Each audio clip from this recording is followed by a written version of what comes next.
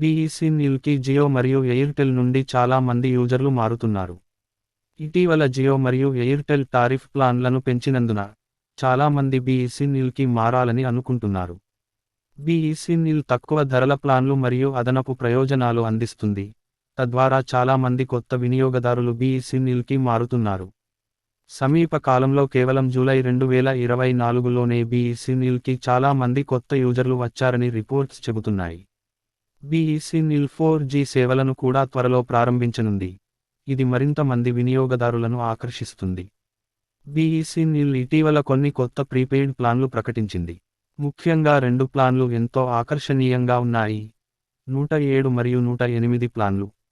ఈ ప్లాన్లలో 108 ప్లాన్ వినియోగదారులకు రోజుకు 1 గిగాబైట్ డేటా మరియు అన్లిమిటెడ్ కాలింగ్ సదుపాయాన్ని అందిస్తోంది.